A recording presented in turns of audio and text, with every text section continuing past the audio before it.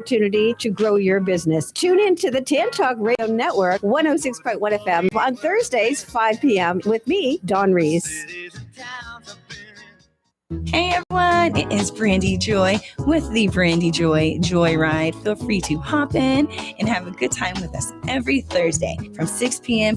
to 7 p.m. This show is brought to you by One Unit, dedicated to bringing people together, let voices be heard, and of course, we're here to entertain you, upbuild you, inspire you, and even hear from you. So every Thursday, tune in to 106.1 FM, Brandy Joy Joyride, and we will hear from you and let's have some fun. Don't turn it off now. You need this stuff. Tampa Bay's Tan Talk Radio Network.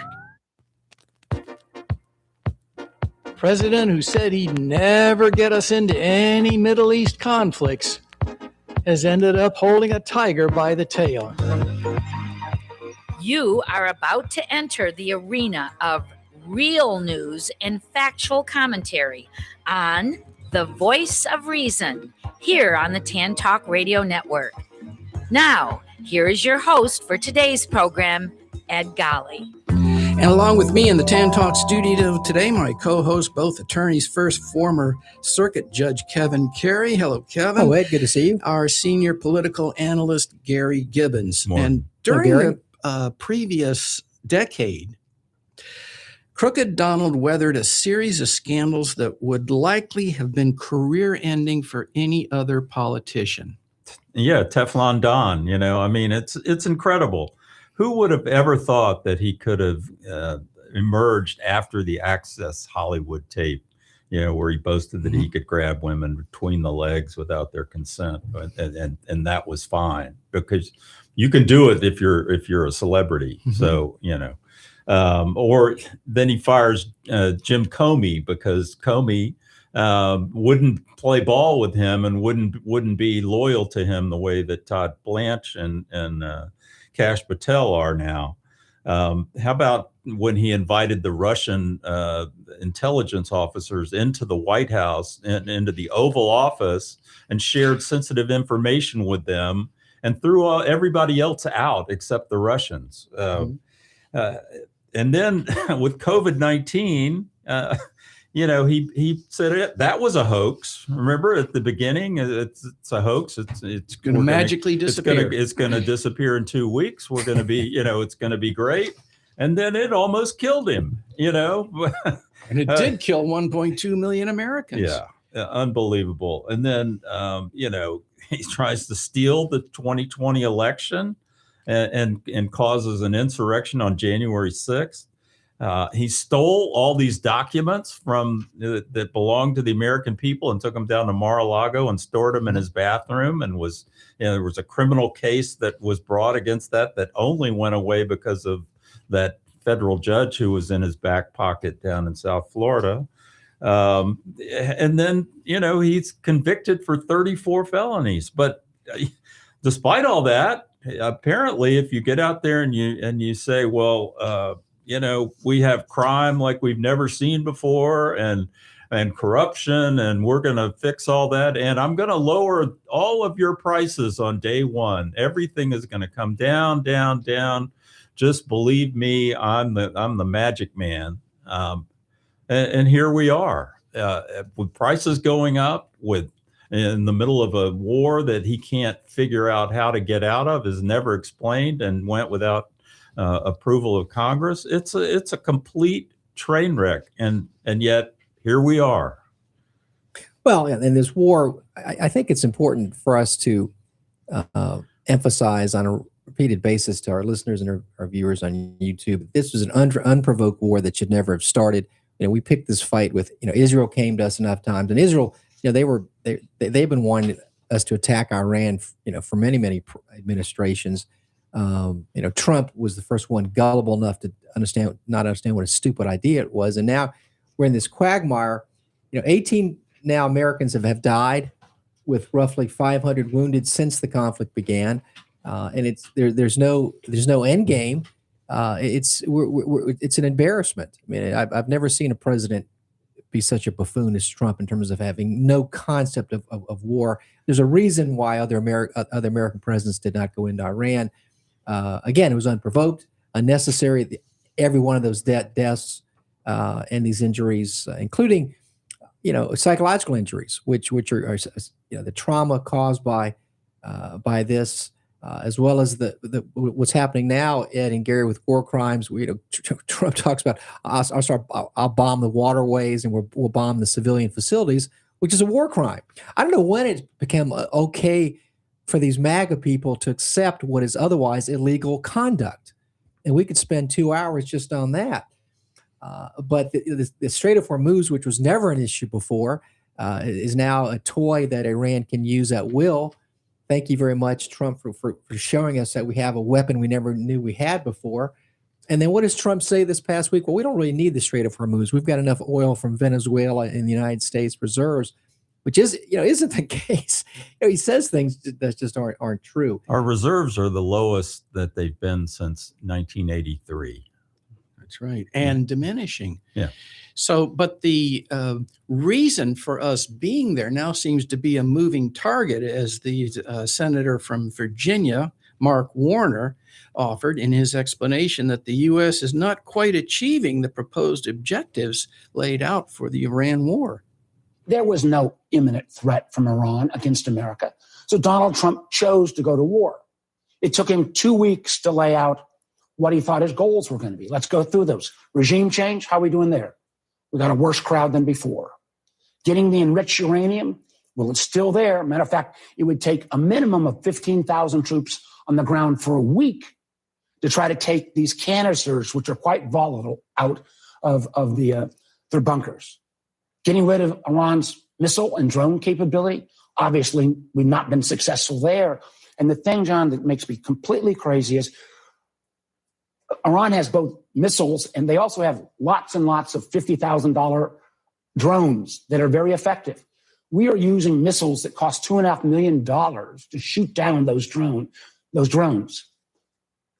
President Zelensky, the only country that has devised a technique of counter Iranian drones at $5,000, they've done it so effectively. They offered us all of that technology for free. And the Trump White House basically said to the Ukrainians, thanks, but no thanks. So we're behind on that as well. And then finally, on the Strait of Hormuz, I mean, I don't know what gas station the secretary is going to, but before the war, average price of gasoline in Virginia was $2.81. It is now back to $4. Diesel's at $5. I see no path in the short term how the strait is going to be settled. This war of choice has been a disaster. It has been a disaster militarily. It has been a disaster in terms of how we're viewed around the world. It has been a disaster to our friends and the allies who question whether we will keep our promises. I'm anxious, if it takes a classic Donald Trump move, declare victory tomorrow and be done. But the continuation of this war at this pace will be a continuing disaster. The price of Brent crude now on the doorstep of $100 a barrel again and going up. But the administration really has also struggled to explain this to skeptical members of Congress why it needs more war funding. I think personally that the point that Senator Warner completely overlooks is in fact the singular point that the felon-in-chief started the war in the first place, which was to distract from the Epstein files, because we all pretty much recall that Trump had tried everything he could think of to get the attention of the American people off these files, and nothing worked until Netanyahu talked him into starting the war, because in spite of the fact that the Secretary of State and I think the Vice President both advised him against it, and probably some of the military personnel. CIA director. Yeah, it just seemed like a war would provide a sufficient distraction, and in fact it did. Well, the problem that he has, though, there's a current show cause order against Todd Blanche, a federal judge out of Washington, D.C., that since our last show, Blanche filed this 4 or 5 pages joke response, did not even respond to the show cause order, which is a big deal, Ed. When a judge says, I want you to show cause while you're shouldn't be held in contempt, most lawyers and parties look at that in a very serious way. So I'm waiting for the hammer to drop by this federal judge in D.C., because what Blanche filed last week or this week was just a joke. He just attacked the plaintiff. It's a civil case seeking enforcement of the compliance with the statute that was signed last November by President Trump. That's now being ignored by the Attorney General, not filing privilege logs, not translating, not providing the FBI notes tied to the very serious allegations by a 13-year-old of sexual assault by not Epstein, by Trump. There's a cover-up that's going on here. This is a very corrupt administration. The Iran situation, I don't know where you go there. I mean, I agree with you, Ed, that it's an issue about diverting from Epstein, but what do you get? You can't just, bomb and blow up Iran. And what do you can start now putting troops on the ground there, because you can only do so much through air attacks anyway.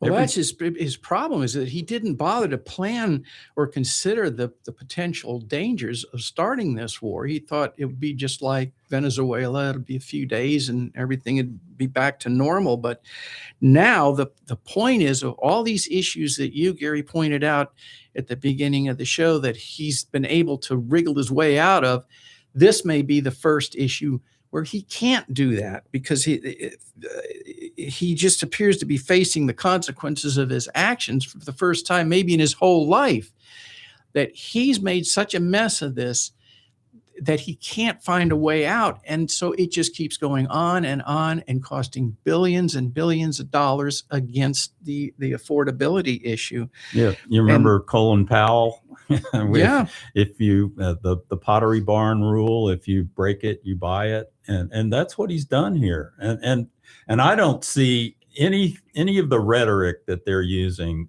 We don't want Iran to have a nuclear weapon as a bumper sticker slogan. Yeah. Okay. Right. And that's what they throw up every time that they're put on the hot seat about how much this is costing or what's the strategy.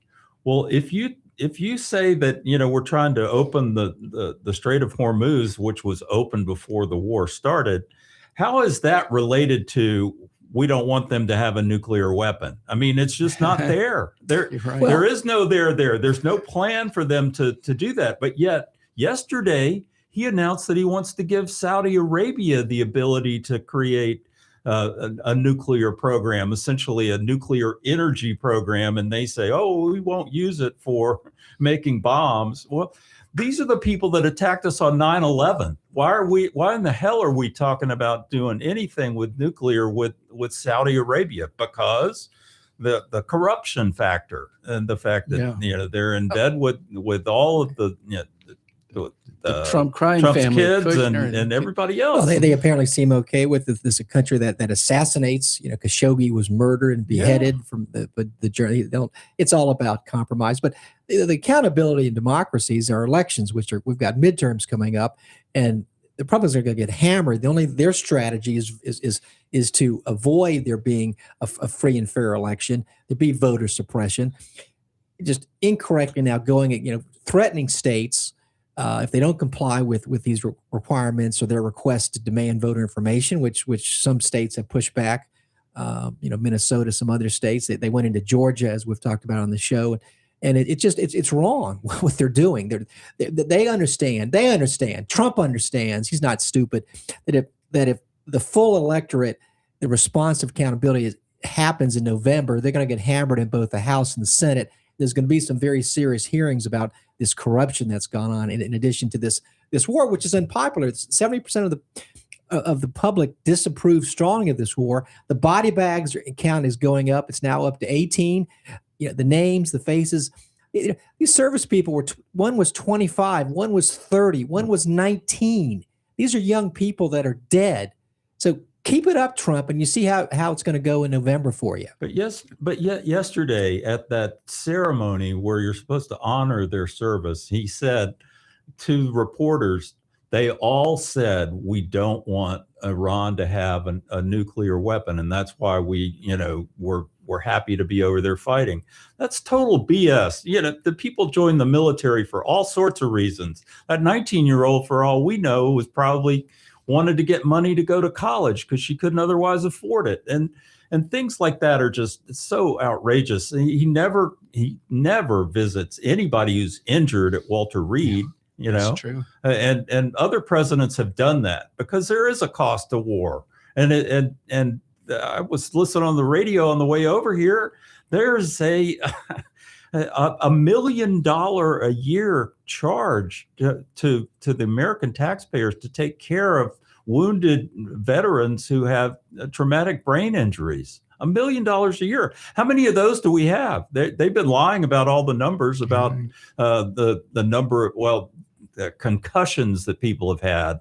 Well, they've changed the way that they report on the injured to say if you're not going to die within 72 hours, then you're not really injured. It's insane. Well, I would ask these MAGA people, how do you see the next 3 or 4 weeks, going forward? What's your game plan here? You think now increasing this war is going, and including the war crimes of bombing civil locations and killing civilians, that's the answer to this? But people are laughing at us, Ed. We're a joke around the world right now. Yeah, you mentioned the disapproval rate. The approval rating is only 29%. That is just unbelievably low. Americans don't want this war, and they don't want to pay for it. And the administration is struggling to tell us what it's going to cost and explain why they want it. So Pete Hegseth, Secretary of War, which I think is an appropriate name for it now because the Department of Defense isn't there to defend us. It's there to go out and start wars all over the place. And the chairman of the Joint Chiefs of Staff, that's General Kane, both appeared on Capitol Hill this week before the Senate Appropriations Committee to explain why the Pentagon is urgently in need of an injection of $67 billion to tide it over until the end of the fiscal year, which comes on September 30th.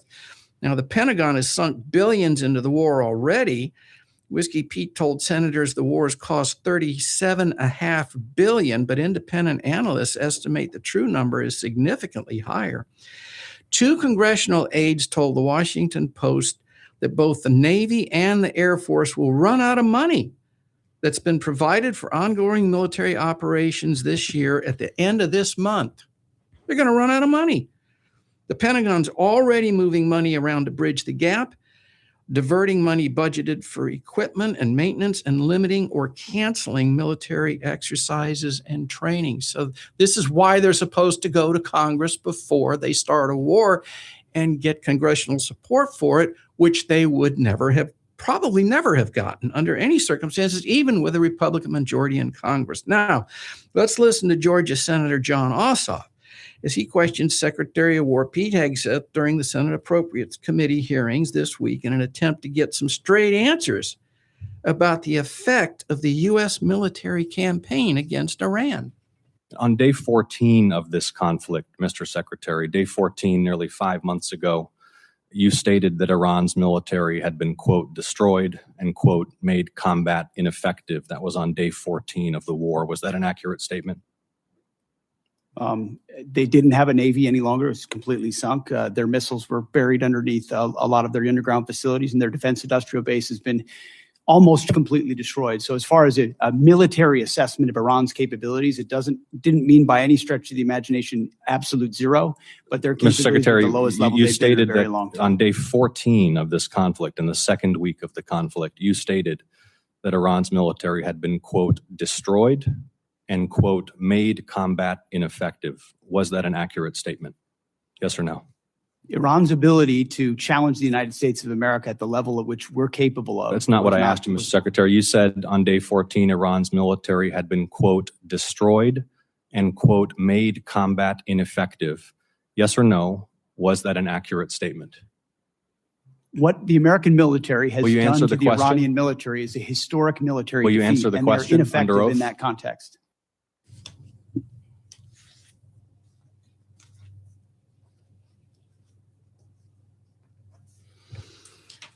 Well, Is Ossoff an attorney? He would have been a very good He's trial not, lawyer. but he's he missed the opportunity to be one because he's a very good questioner. Well, good cross-examiner. Whiskey Pete he played the tired card of if you question what we're doing in Iran, we're questioning our patriotism, and a couple of other Democratic senators came back and said, we're not questioning the competence of the troops, we're questioning your competence, right to his face. Yeah. And maybe he doesn't care, but he's an incompetent Secretary of Defense. Oh, The budget for the military that they've asked for next year is a $1.5 trillion. Okay. And we all saw there during that first 2 weeks of the war that they were saying that it was costing $1 billion a day. We're at day 146 today. Why do you think it's 37.5 billion? I think that's a huge lie.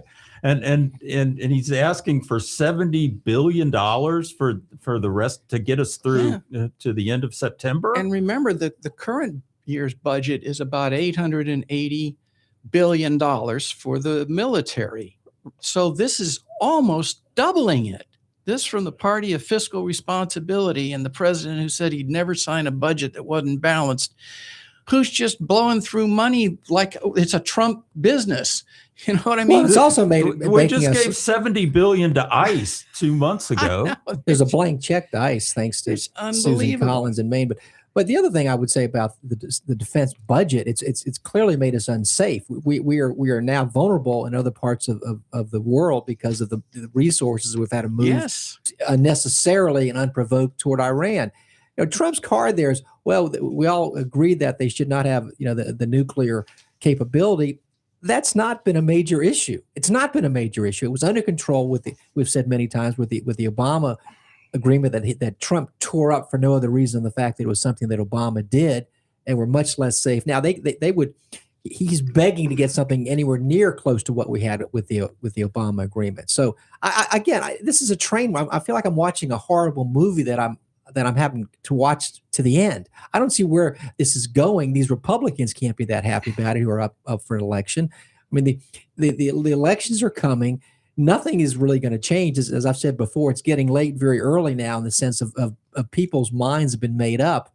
And the biggest, I know we have poll watch coming up, Ed, but the biggest number I heard coming over this morning was that's over 65-70% of independents believe that the economy is going in the wrong direction. That stat itself is enough to create problems for the Republicans. Well, gentlemen, let me take you back to the middle of November 2024.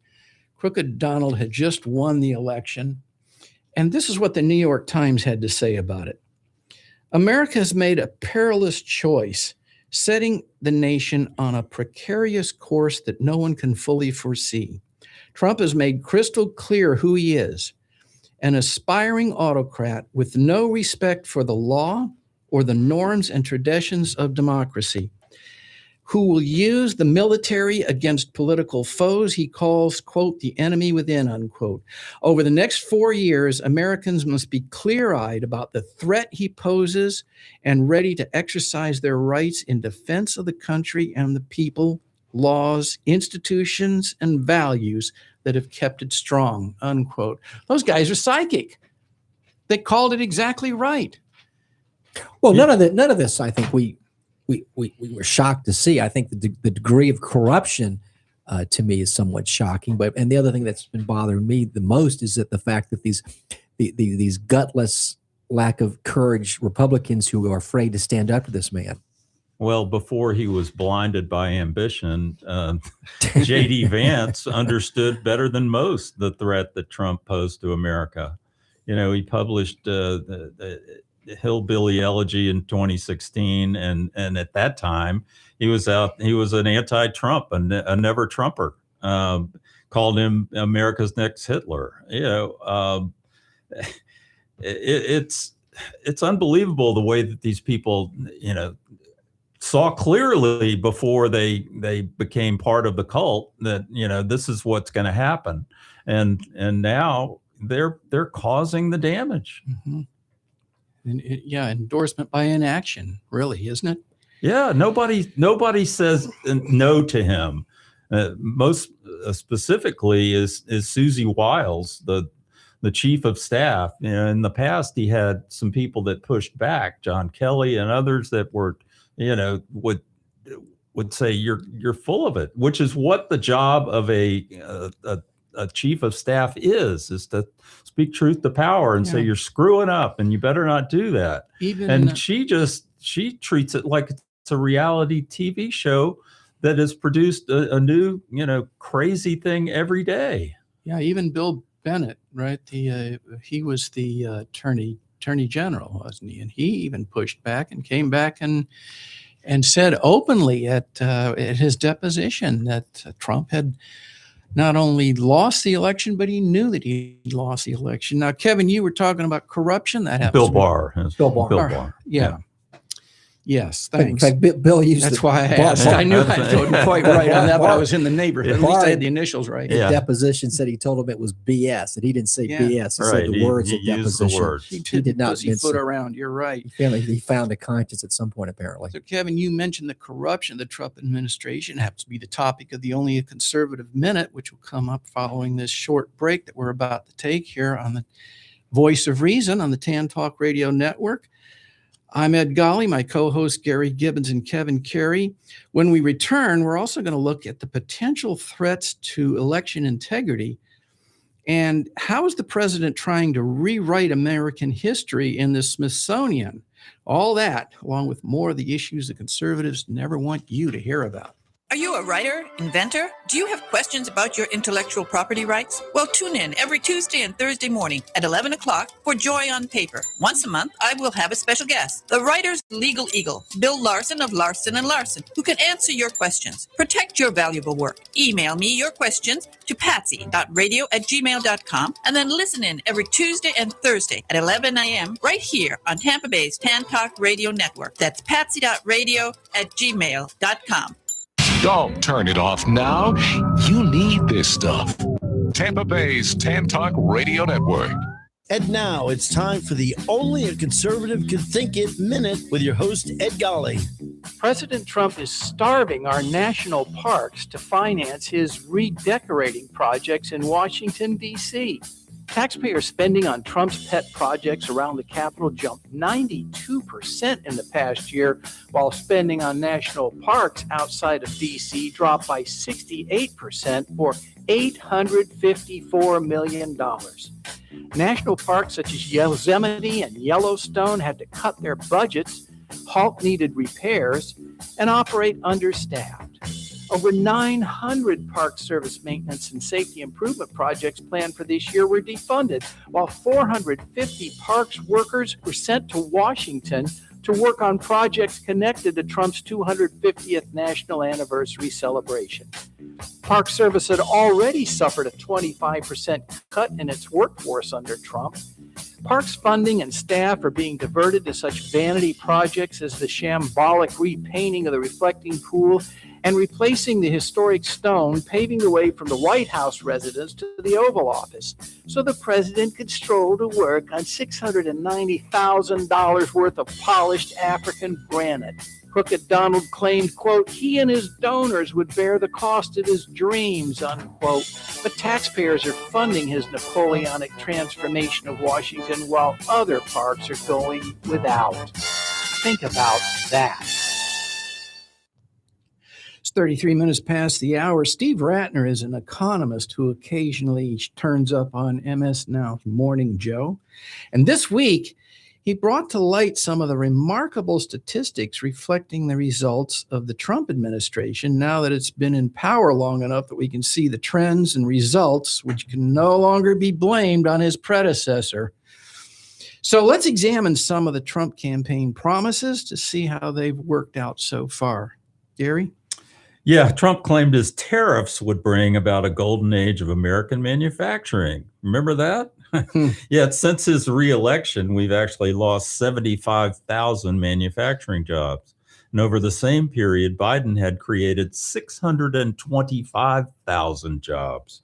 And while Trump cites fantastic fantasy numbers in foreign investment in the area of 19 trillion, or it varies every day. It's just the first number that comes out of his brain or what's left of it. The fact is that with his tariffs on imported steel and other raw materials, foreign companies are reluctant to build manufacturing plants in America, given so much economic uncertainty.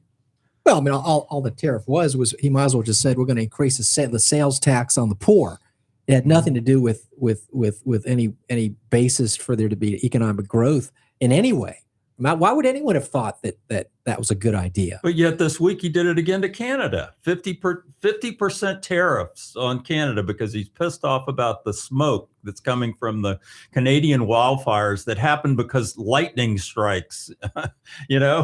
That's how most of these fires start, is through lightning strikes. Canada's Trump is just solid ignorant. trees up there. He alienates Canada, and he says it's all that's all. Rather than recognize the results of real climate change, he says it's because they failed to properly, what's the term? Rake the forest, which is the same thing he accused California of back with there. But just complete ignorance.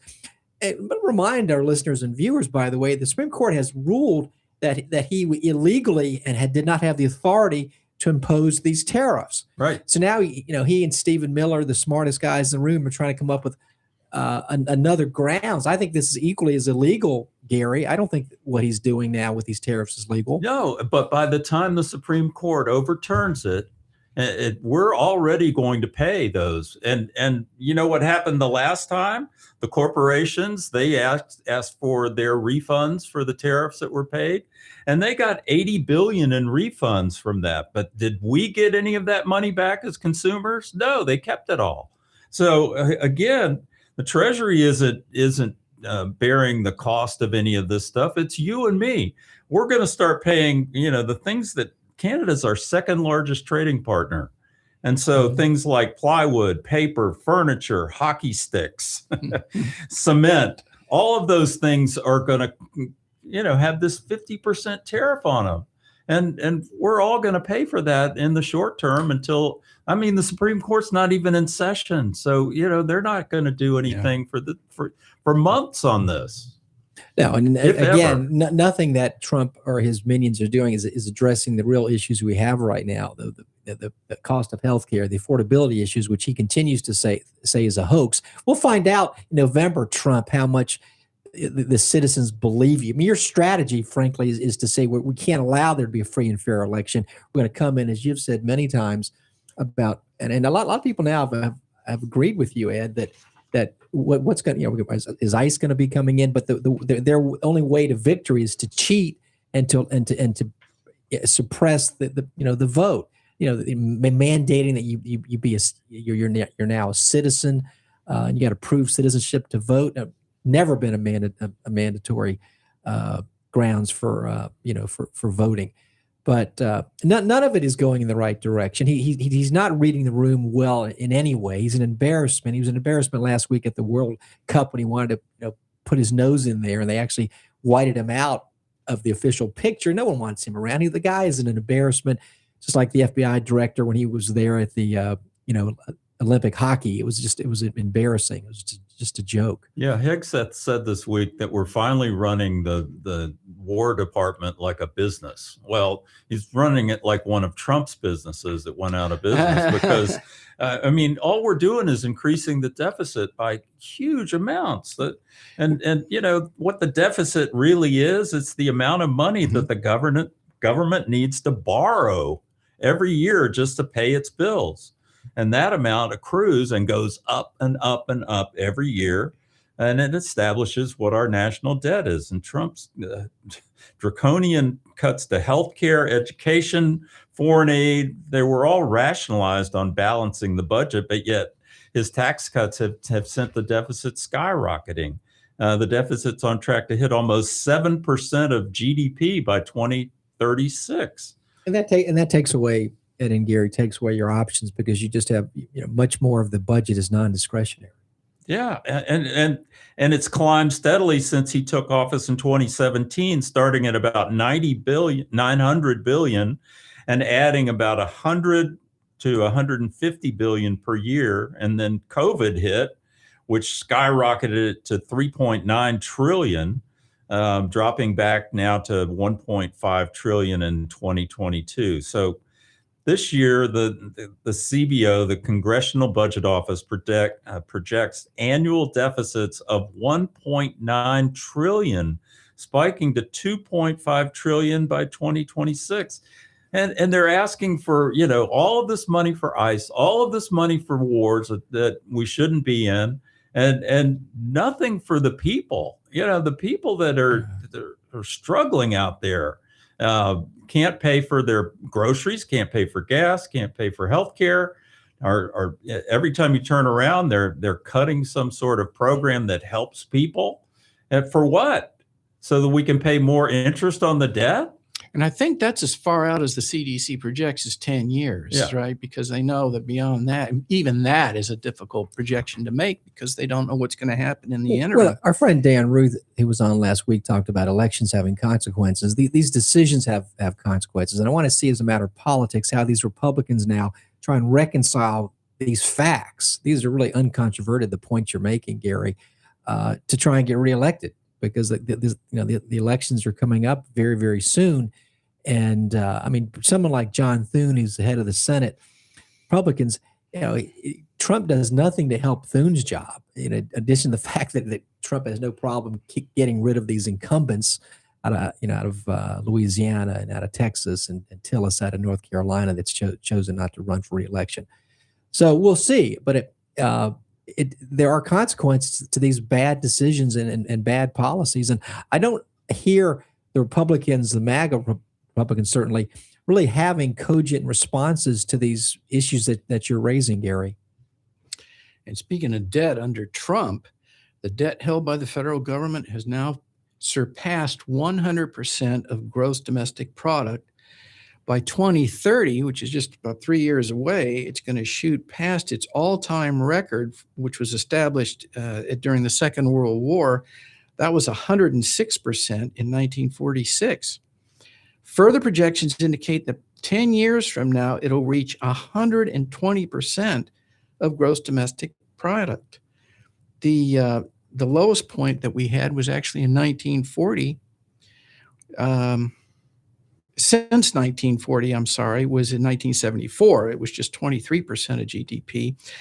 And the current national debt, the total U.S. public debt outstanding today, is approximately $39.580 billion, which translates to roughly, believe it or not, $116,000 per citizen. But since all citizens don't pay taxes, when you boil it down to taxpayers, it's $280,000 per taxpayer, with the debt to GDP ratio exceeding 139%. That's unsustainable. Well, it's also immoral. There's a moral obligation, and we've said this many times on this show, to the generations behind us coming up to not impose this debt on them, which limits their quality of life. There's an obligation here that we not do that. We just put all this on a credit card. Those numbers are staggering to the point that they almost seem meaningless, but they're not meaningless. But the only time you ever hear about it is when a Democrat is in the White House, because that's when the Republicans start talking about the deficit and how we have to get this under control. And then, and so people get all worried about it because they hear that rhetoric, and then they put them back in control and they give another tax break, which increases the deficit. It's insane. It is.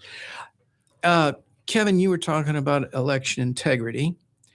On the PBS show Washington Week, guest Ann Applebaum, who's a staff writer on the Atlantic magazine, was asked what evidence exists of foreign interference in our elections or from other nefarious players that the convicted felon-in-chief believes exist out there. Let's listen. So there's no evidence that any foreign nation has ever interfered in election in the sense that they've changed votes or affected voting machines or altered the outcome of an election. There's no evidence at all. And actually, he didn't produce any. I mean, there are foreign countries who try to shape the narrative, who try to intervene in our social media and try and support one candidate or another. And ironically, the one country that has done this rather successfully and at great length over many years wasn't mentioned by Donald Trump. And that's, of course, Russia, who went out of their way to support him. And he didn't mention them, and other than that, there isn't any evidence. There have been in our system, there's a series of institutions that have been created going back decades, actually, that are designed to prevent foreign interference and other interference. And actually, the Trump administration has pretty systematically dismantled them. starting with the Cyber Defense Agency, which had an election monitoring ability, and they've shut that down. There's something called the Electronic Registration Information Center, kind of nonprofit that helped states manage their electoral rolls. There's an Election Assistance Commission, another bipartisan commission. I mean, I could go on and on. There are multiple things that have been created to make the system safe. And actually, the Trump administration has pulled them apart one by one. Think about those ironies. Those are very important points made. One was the main countries won Russia in favor of Trump. The fact that a president would feel the need last Thursday night to have a national address and whine incorrectly about an election that took place 6 years ago, in Gary, as we've talked, as you've mentioned, in the face of these staggering national issues which are not being addressed, and then the irony of by the way, let's defund any type of agency that would help ferret out these issues. It's the opposite of any sense of rational thought. Yeah, if you were really interested in making sure that our elections were free and fair, you would not dismantle the Election Assistance Commission, which provides state and local election administrators with training, security funding, and detailed specifications for testing and safeguarding election equipment. It's just bizarro world. He says things that are completely untrue, and then he completely dismantles everything that would protect the system. He doesn't want the system protected. He wants to rig the system. Well, it's the authoritarian framework which can only be driven by ignorance. If you have an informed electorate, these crazy comments and crazy allegations, which have never been valid.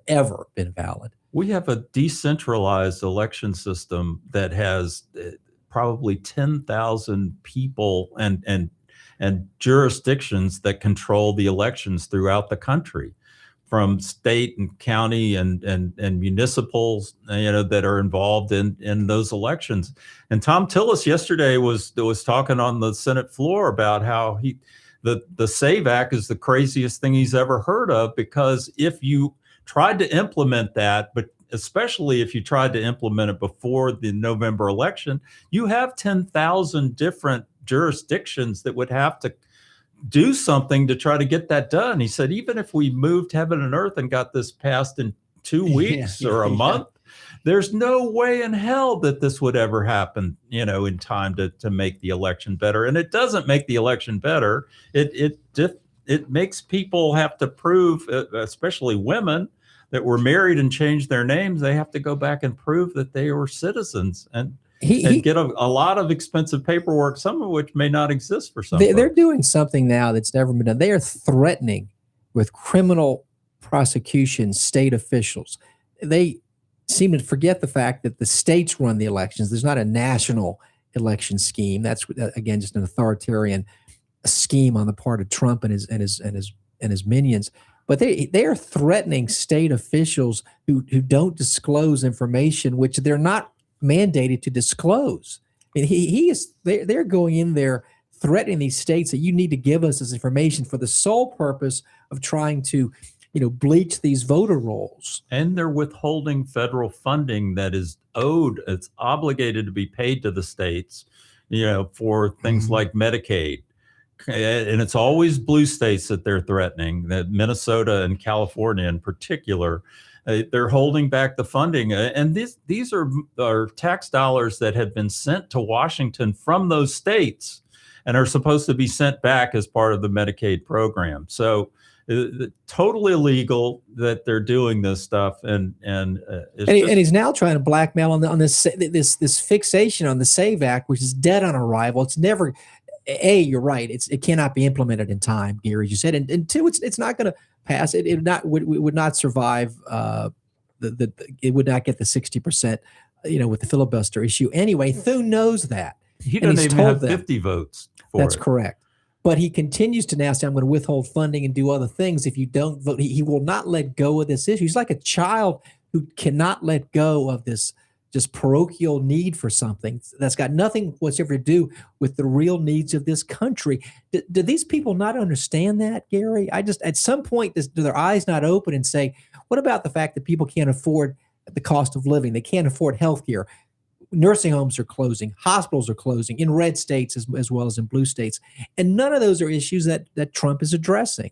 No, it's maniacal. He's doing this solely to prevent the Democrats from taking power in Congress, because let's face it, he will still be in the White House. There will not be the ability for Congress to override a veto if he vetoes anything that they pass. So they're going to be investigating all of the corruption that's going on. That's what their job is going to be for the next 2 years. They're going to look at all of the contracts, the defense contracts that the Trump sons have gotten billions of dollars of contracts that have been handed out to family members.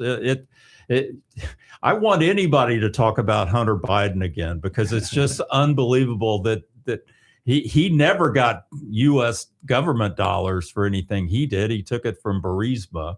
But he didn't. This use of this no bid contract has just been corruption at its, as you like to say, in steroids. I don't know where the rhyme or reason in this, but there's these bid processes are a joke now. It goes to all, as you like to say, his buddies at numbers that are just incredible. Same problem we have in Florida with DeSantis. The amount of money we wasted on alligator Alcatraz, which was promised to be reimbursed. Of course, that never happened. The taxpayers are the flunkies in all these situations. And at some point, maybe they'll understand that. Maybe history in time perspective will let them understand how we've all been duped by this utter corruption. Yeah, that $800 million for alligator Alcatraz, and we're not getting reimbursed for it. So what that's done is it's completely depleted the hurricane disaster fund that the state of Florida has right here in the middle of hurricane season. So congratulations, folks. You continue to vote for Republicans in the state of Florida for 30 plus years, and they've driven the car into the ditch. Well, not to mention the utter abuse of due process, human rights. We still don't know where some of these people are. And ICE, after the Minnesota killings, the two murders in Minnesota, which again, the federal government, unprecedented, went out of their way to not cooperate, not pursue prosecution, but B, also not even cooperate with the state of Minnesota. And those were two murders that should not have occurred. But they backed off it for a little bit. Now they're back at it again, and these human rights violations continue. People who are dying in custody, no one seems to care. There's now been lawsuits that have started to be filed against ICE because of that. But in the first time in U.S. history, the FBI now said this week they're no longer going to investigate police shootings, by ICE. Why? Because it's corrupt, and because they're not, because they should be investigated.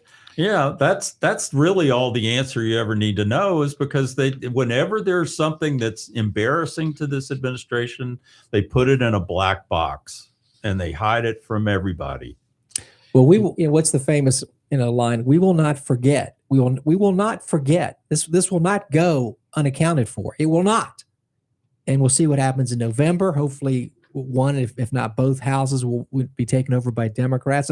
Again, I think the bigger issue the Republicans have, as I mentioned earlier, is they have lost the independent vote, which they picked up in 2024 when inexplicably to me, they put this criminal back in the White House. I will never to my dying day understand how this country was so ignorant to put that clown back in the White House. Well, Senator Merkley yesterday gave a 22-hour and 37-minute filibuster speech on the Senate floor, saying, it's no longer a question of whether we are on the precipice of a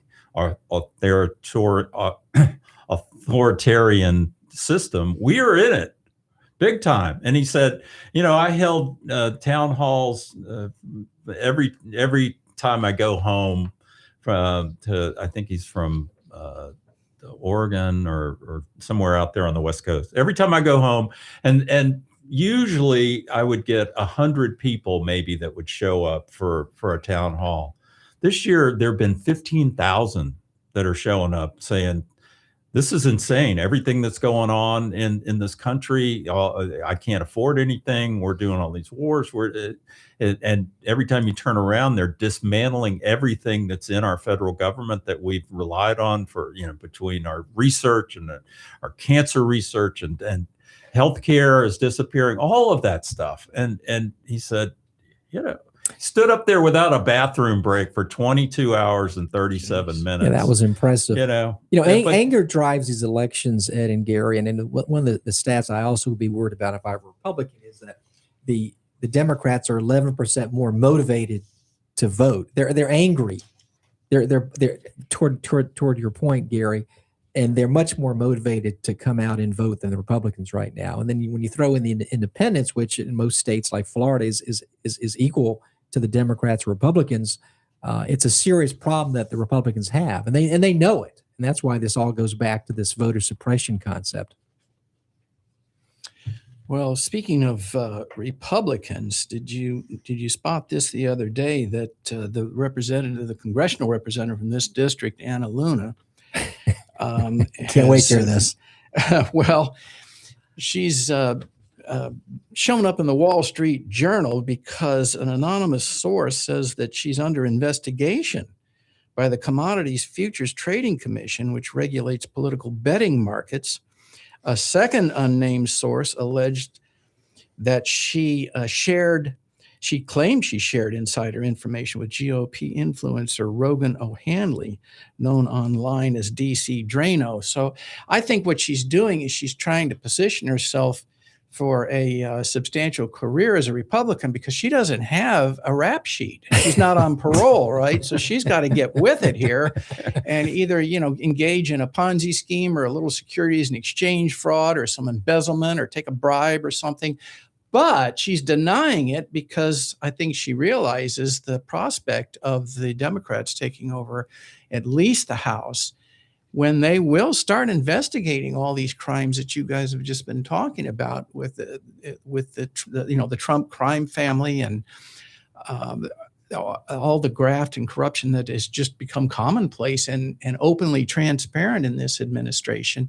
So she doesn't want to get wrapped on that one, but the source said that she told associates in 2024 that she knew Trump would choose Vance as his running mate.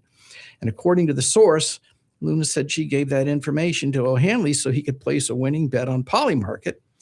Now comes a third unnamed source who spoke with the Wall Street Journal, who said O'Handley had mentioned using Luna's information to place the bet as well. So anyway, she apparently understands that Republicans aren't interested in politicians who aren't criminals like Ken Paxton, who has both the affairs, securities and exchange fraud. He was impeached by the Republicans in Texas. And of course, he defeated Cornyn for the primary. And our own ripoff Rick, wouldn't it be great to have a senator like Ossoff representing our state instead of a thief like ripoff Rick, the audio animatron who stole $300 million from Medicare? That's all of us. And of course, Trump himself, he should have faced a firing squad for what he did on January. Go ahead. Speaking of Trump and corruption, it continues. Did you read the latest thing on him? He's now, social, what's it, True Socials, that his media. Now you can pay. You know how he gives out inside information, which violates all the. You can pay to get that information even sooner than the average Joe. So let's make it even worse. This inside information issue where you'll find out information and you can trade stock based on what I'm going to do. No, it's for the trading houses on Wall Street. They can pay extra and get a few seconds extra warning so that they can then give that to their clients. All for a fee, of course. Yes, it's got to make some money. It's all for a fee against the emoluments clause of the Constitution. The New York Times wrote an article about Mr. Paxton. Apparently, his blind trust and another family trust now own at least 15 properties worth around $9 million, including a luxury cabin in Oklahoma, 3 homes in Florida, and a plot of land in Hawaii. And Paxton appears to have used an address where he did not live while voting in 6 elections in the past 2 years, including May's runoff that made him the Republican nominee for U.S. Senator, according to records obtained by ProPublica and the Texas Tribune. So what a class act that guy is. Yeah. A reporter tried to ask him a question about it yesterday, and he literally ran off the stage rather than answer the question. This guy should just drive to the nearest federal penitentiary and check themselves in for life. Well, it's time for us to break for national and international news from America's gold standard for the fake news, Fox News Network. And in return, we're going to be looking at why the Republicans are ginning up a red scare like we haven't seen since the 1950s. Ed Golly, Gary Gibbons, Kevin Carey. Stay with us on the Tan Talk Radio Network. WTAN, Clearwater. FM 106.1. WDCF, Dade City. FM 102.3. Listen. A new warning to Iran.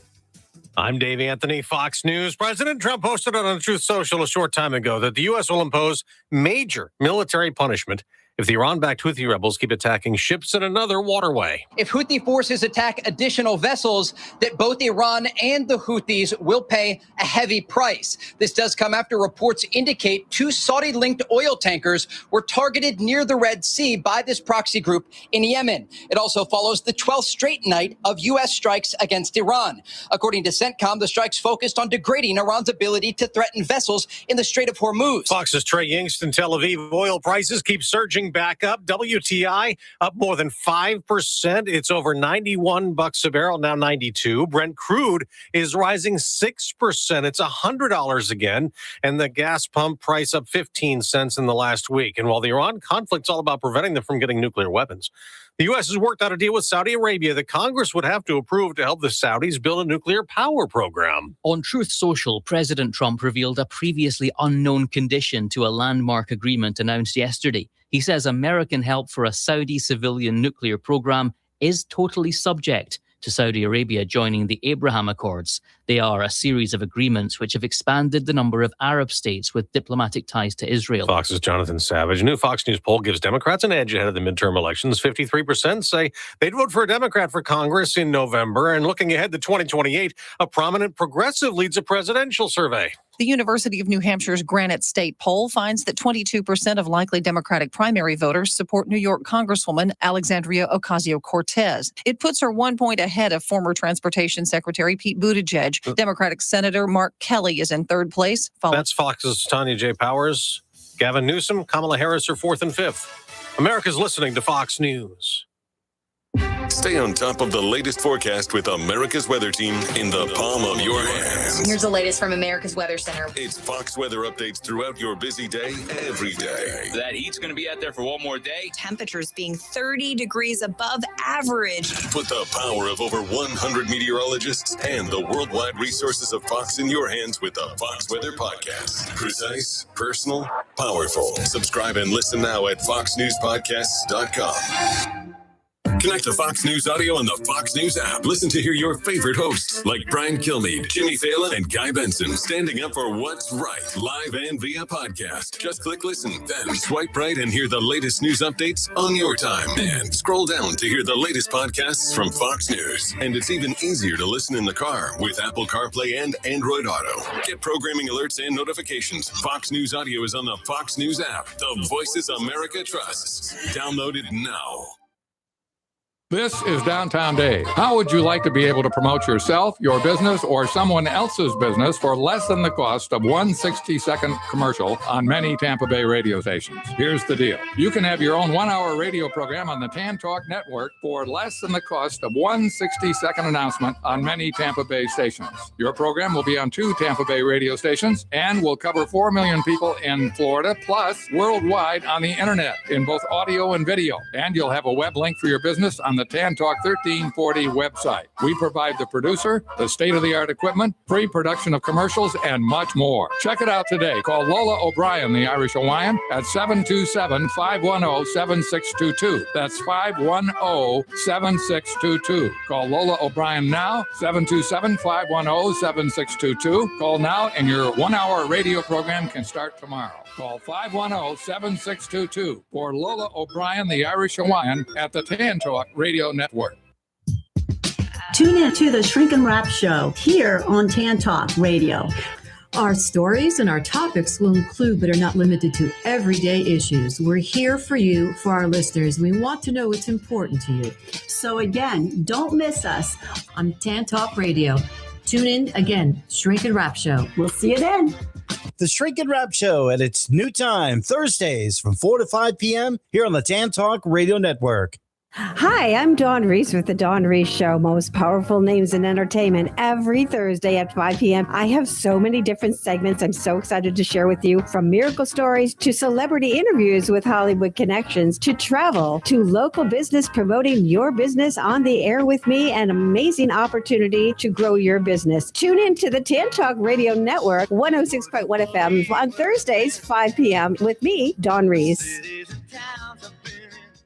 Hey everyone, it is Brandy Joy with the Brandy Joy Joyride. Feel free to hop in and have a good time with us every Thursday from 6 p.m.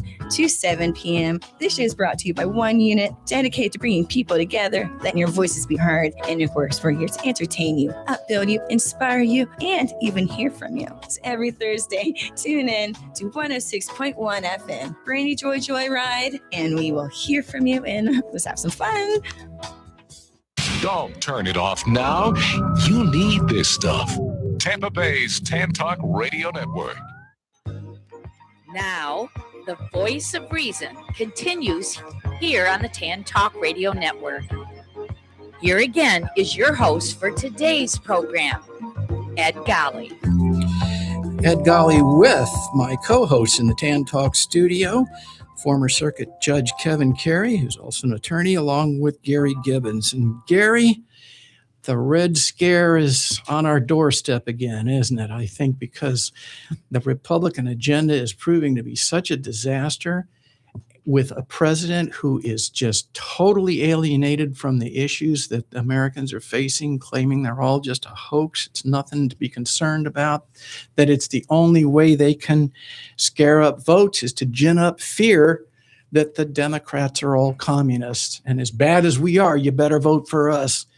Otherwise, we're all going to be living behind a barbed wire gulag. Yeah, 35 years ago, the Soviet Union collapsed, and that was the communism in its best form, I suppose, or most.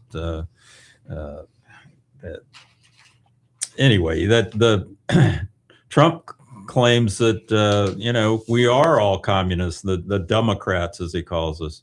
But it's just a fear project. There's got to be a boogeyman. You've got to have something to be scared of to go out and vote for any of this nonsense that they're pushing. And so that's what they're doing. It's a resurgence of the communist menace. and we're not. What we're looking at is people are just completely affected by what's going on in this country. I mean, they're saying, what happened to the American dream? That kids can't afford to buy a house, they can't afford food, can't even get a job. Yeah, they can't get jobs, and AI is overarching everybody and concerning about first of all, whether there's going to be a bubble in the stock market, and then secondly, whether it's going to take away people's jobs. And the scuttlebutt I hear is that the younger generation that is in that predicament looks at capitalism and sees that now it's being structured to give more and more wealth to the uber rich who already have more money than they know what to do with, making it harder for the middle class and the working class people to get by, while we have a president who says affordability is a hoax. Yeah, You don't realize that it's easy for you to pay $4 a gallon for gasoline and whatever the prices are for groceries. You just think it's a problem. Yeah, and it's not that they're against capitalism; they're against crony capitalism, which is what we've got, which is where you're giving out all these breaks to the people who don't need it, and corporations and the uber wealthy, the 1% that aren't paying any taxes at all and are getting tax breaks. They're getting money back from the government, for God's sake.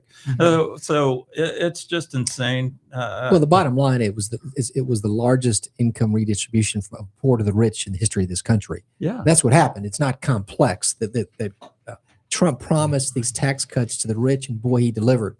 He extracted a high price for that, but you see the result. And everything this administration does has a way of destabilizing this economy because it cuts back the middle class, and anytime you narrow the middle class, which is what's happened, and then it breeds a cynicism, Ed. And you mentioned the younger generation. If they don't perceive that it's a fair playing field, it just corrupts the mind. Even that I'm not going to.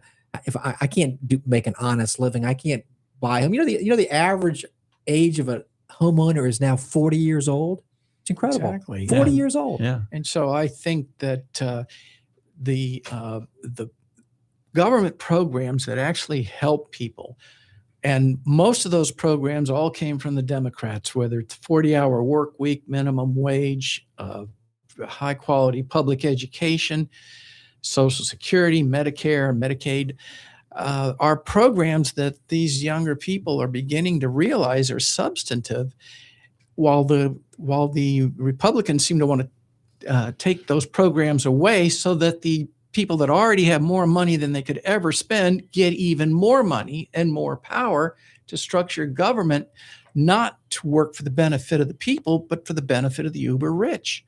And so naturally they're tending to think, well, I want to see a little more socialism and a little less capitalism because it isn't working for me, right? The idea that I get a good education, I go out and I get a good job and I can have the American dream isn't happening anymore. So what will help it? We see Mamdani with the government grocery stores that'll allow them to buy staples at lower cost. And think about it. You think, oh, well, that's going to be unfair to the big supermarkets. But where will the people who work in the supermarkets, the people that stock the shelves and check you out, are they going to go to buy their staples? To the government grocery store, right? Because that's all they can afford. One of the criticisms that Republicans make of Democrats is all we do is criticize Trump as opposed to putting forth. Trump. But I would say in response to that, what Democrats can and should be talking about is the fact that we should be addressing issues that are not being addressed right now. Affordability, the things that you both just mentioned in the last few minutes about this generation that's looking at huge debt being imposed upon them, which is narrowing the decisions they can make because you've got interest on the debt, you got the defense, it's staggering defense numbers, which cannot be justified. You don't even have a cogent policy on terms of defense. I think we all should be listening more to what the 20 and 30-year-olds who are now, I guess, still living at home, perhaps, because they're not, say the average, they're not able to buy a home until they're 40. 40, you're middle-aged. You should be well into your career at 40.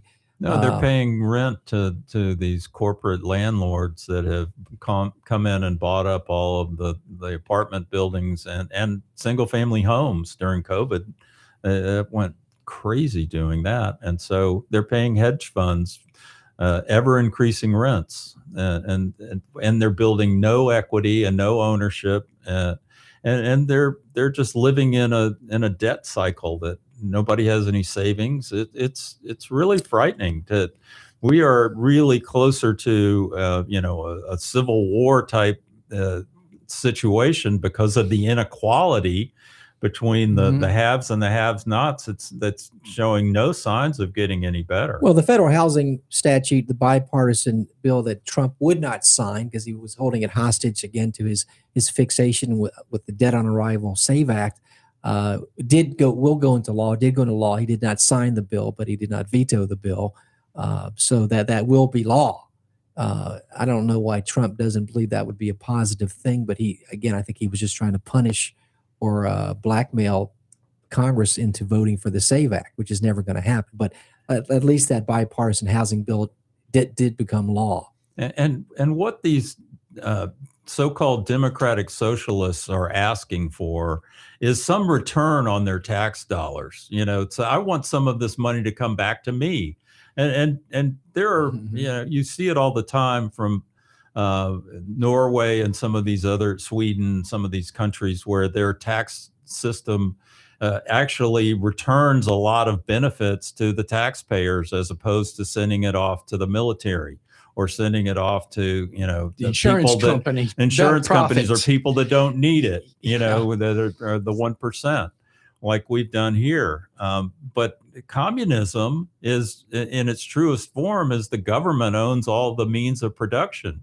And that's not what happened. That's not what's going on here, except that Trump, has had the government buy stakes in NVIDIA and other corporations, which looks a hell of a lot like communism if you really want to start boiling it down. But you're right, Gary. You haven't heard any politician say, except there might be a couple extremists that will say something like, we need to abolish the police. But you don't hear any Democrats saying that we want the government to take over all of the banks, the airlines, the steel mills.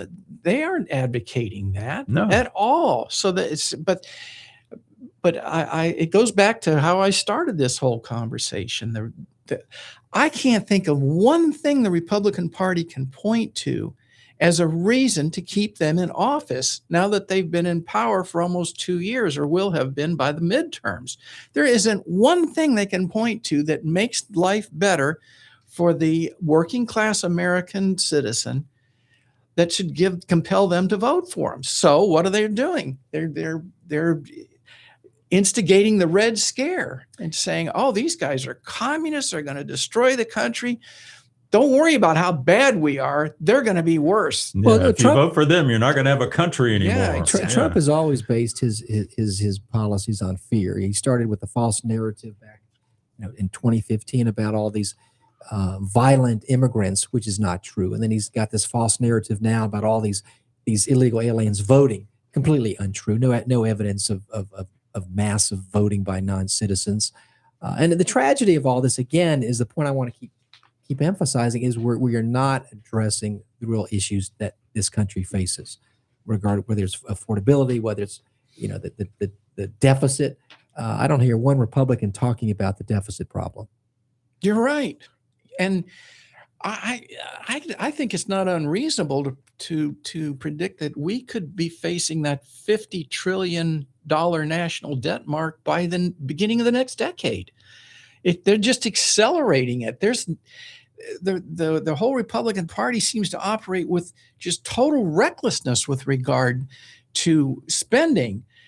All this Doge business that was supposed to trim the fat out of the government, it hadn't accomplished anything except to close down important agencies and thin out important agencies that we all rely on. But it didn't really move the dial. But now it moved the Heritage Foundation's dial. That's all it's done. They everything that's been done has been part of Project 2025, and they have checked the box on each one of those things. None of it's helped anybody, none of it. But that's what happens when you have, this ideology that this is what we need to do to fix everything. Well, are you happy with it? I don't think so. And now with our attitude of we'll insult all our allies, we'll put tariffs on all of our allies and alienate us from our allies and chum up to the world's strongmen and dictators, the Viktor Orbáns and Vladimir Putins of the world. We're setting the stage for America to lose its place as the leader of the advancement of democracy and freedom throughout the world, and really standing as what we used to call ourselves as the world's policeman. Well, let's stop for a minute, because there's such craziness and ignorance and corruption that it's hard to keep track, with pen and pad. But Ukraine, you mentioned about this country being a beacon for the world. What do we? Ukraine was attacked by Russia, invaded by Russia, and we have a president who enables that. We're an impediment to what you be doing, and countries in Europe and in Canada, for example, they understand we can't work with this United States of America. All they do is offend us. What's happened with Canada last week with the tariffs and the accusations about the deforestation. It's embarrassing that there's such ignorance there, but these countries are moving on. But just look at Ukraine. What's happening? We don't talk about Ukraine much anymore, Ed and Gary, but that war continues. I know. I remember when Trump was a candidate, he used to say over and over again, the war never would have started if I'd been in power. Well, why doesn't he, now that he's in power, and do I can what end he it would, on day one. Yeah. Why doesn't he do now what he would have done if he was in power to prevent it from starting? And he never tells us why. Why wouldn't it have started? Of course it would have. He's afraid of Vladimir Putin. I still think he has the P tape. Well, he's done nothing to stand up to Putin now, and there's no debate about the fact that what happened there is illegal. I mean, how can you defend what Russia did? There's no defense for that, and it's now been we're now in our 4th year of that, and so it's going to have to end at some point. But all Trump does is berate the Ukrainian president. He doesn't stand up for democracy and for what's right. Well, some commentators have said that the U.S. has become kind of a lumbering zombie on the world stage. Other Western countries are moving on without us. Trump's punishing tariffs and hostility towards the allies, his persistent threats to annex Greenland, his unprovoked attacks on other nations tell our former allies that there's no America to deal with. And then, given the fact that nearly half of American voters chose to give Trump a second term, other countries have concluded that even a Democratic victory in 2028 will not lead to a stable American policy. How do they know we won't do it again? So it's just, I heard Thomas Friedman talk this week about, China is, while we've spent all these trillions of dollars running up our national debt and going into all these wars, they've spent it growing their economy so that they are now the world leader. And now that we've alienated all of these other countries, China's filling that void. And so what Friedman says is what should have been done is that we should have embraced Europe as, another big ally that we would then use to go negotiate against China. If you have the U.S. and Europe together doing that kind of negotiation, now you're on more equal footing with China for the future. But instead, we've gone completely 180 degrees in the other direction. Well, Gary, the greatest beneficiary of this Trump buffoonery and corruption is China. There's no question China's taken full advantage in a very rational way, and it's will create huge problems for this country going forward. And you don't think that they're looking at how we're mishandling the Iran war and saying, well, wow, the Taiwan will be easy to grab now? No, but the Republicans who don't even question the Secretary of Defense and say, what's your end game here? You don't even have a strategy. It's not even a strategy that we disagree. You don't have a strategy. It changes by the day.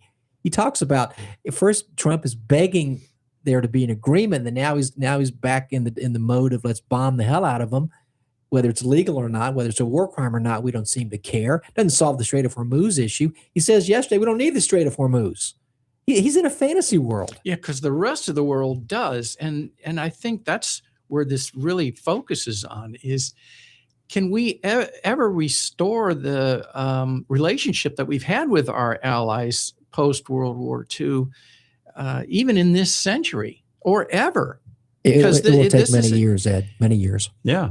And it's not just trying to kiss and make up.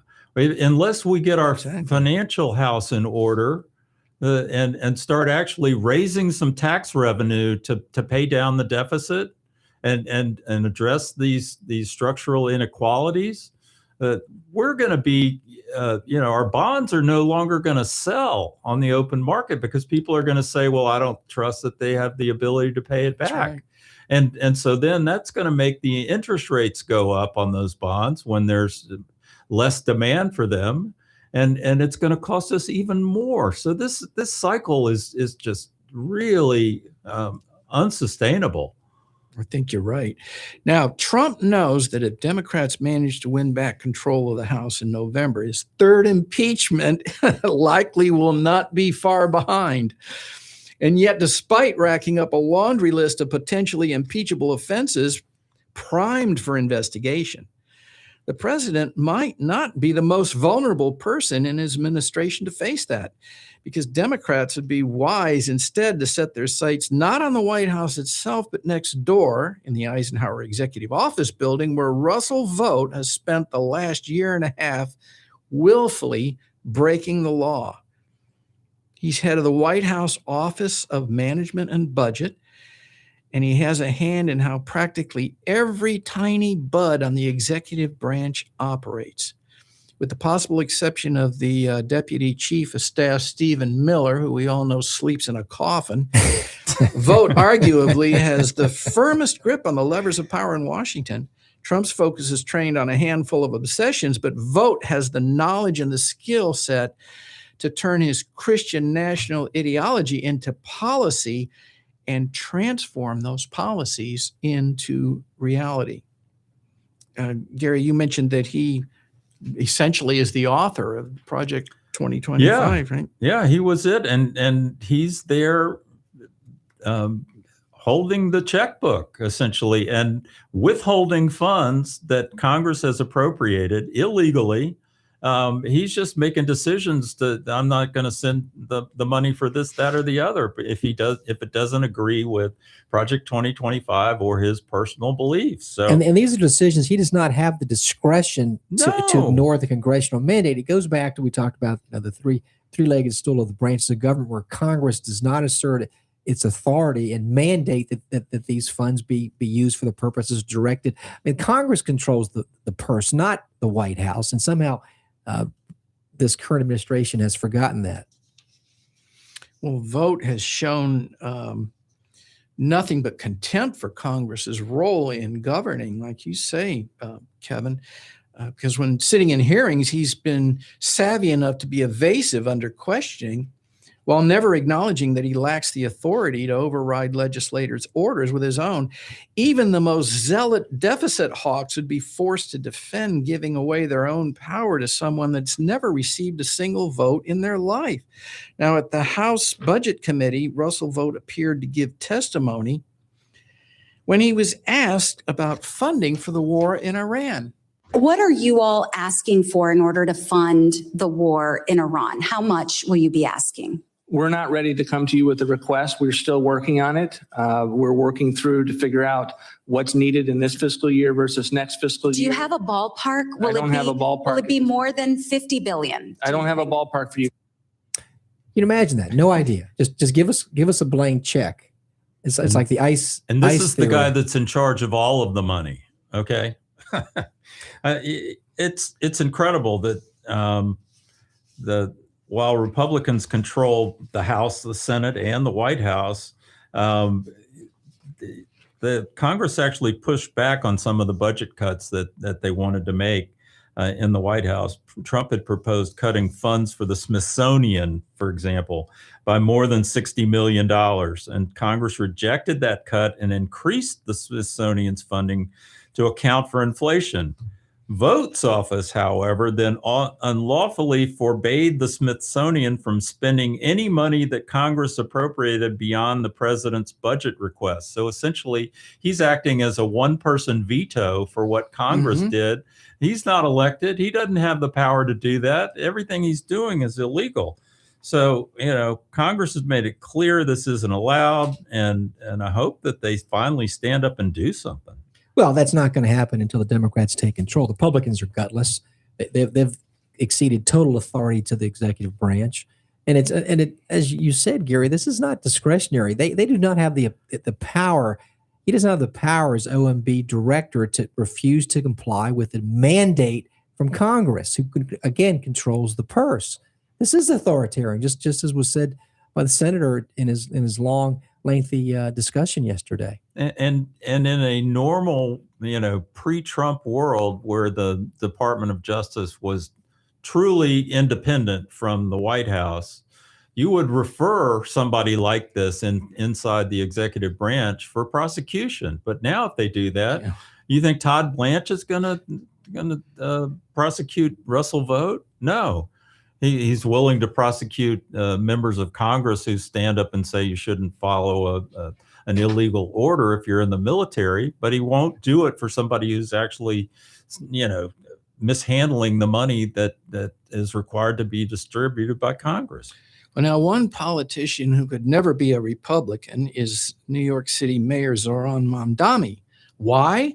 Because he's refusing to accept a hefty pay hike as he continues looking for ways to cut back on excessive government spending. Wait, aren't the Republicans supposed to do that?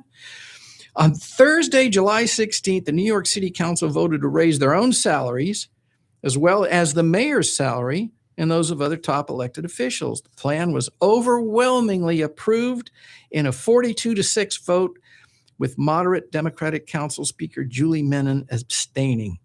The legislation provided a modest boost to council members' annual income from $164,500 to $175,500, and a sizable 18% increase for the mayor.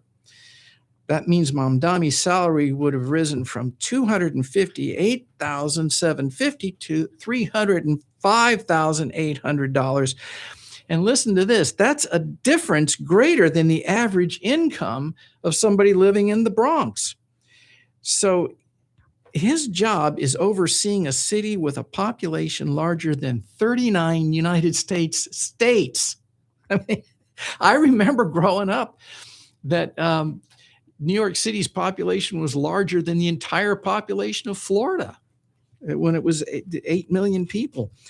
But he was quick to reject the idea that upping his salary would have a positive impact on New Yorkers. At a news conference, he confirmed, quote, "I will not accept a pay raise.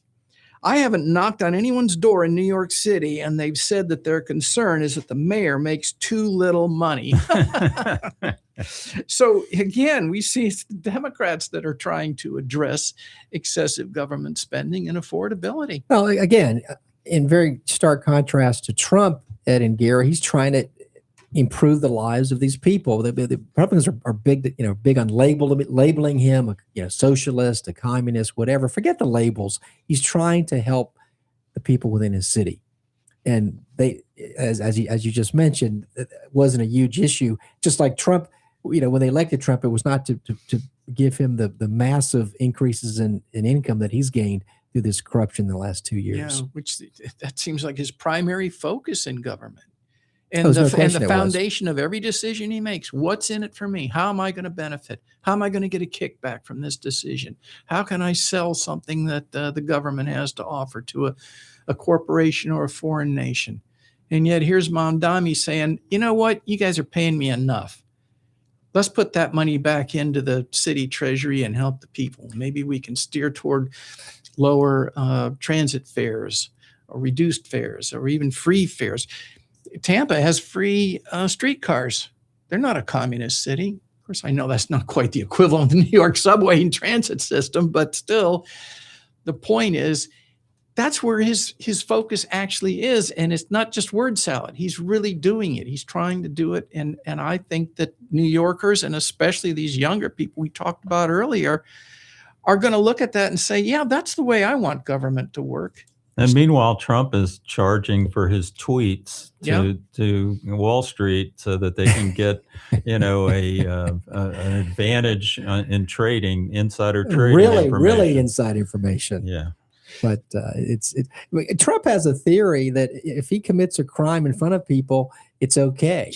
Yeah, right. And that he'll never change from that. And and there's no doubt in my mind he would have gone to federal prison based upon the conduct that he was convicted of, let alone the conduct that he's gotten a free ride on between the other cases that were dropped after he was elected, but he would be sitting in a federal prison right now. Yes, he would. And then the Supreme Court comes along and says, well, if you do it as president, you commit crime, that's okay. That's just fine. What the hell is going on with the party of law and order? Well, it's 33 minutes past the hour. It's time for us to pause for a quick break. Now, I want to invite you to stay with us here on the Tan Talk Radio Network. Voice of Reason is going to be right back with Gary Gibbons, Kevin Carey, and me, Ed Golly, and we're going to hear from Liz Oyer and her take on the qualifications of Todd Blanche to head the Justice Department, along with more of the issues that conservatives never want you to hear about. Hey everyone, it is Brandy Joy with the Brandy Joy Joyride. Feel free to hop in and have a good time with us every Thursday from 6 p.m. to 7 p.m. This show is brought to you by one unit dedicated to bringing people together, letting your voices be heard, and of course we're here to entertain you, upbuild you, inspire you, and even hear from you. So every Thursday, tune in to 106.1 FM, Brandy Joy Joyride, and we will hear from you and let's have some fun. You're listening to the Voice of Reason on the Tan Talk Radio Network. I want to thank Ed Golly for allowing me to promote my podcast, The Daniel Ruth Show. New episodes drop every Thursday on Spotify and Apple. Thanks, Ed.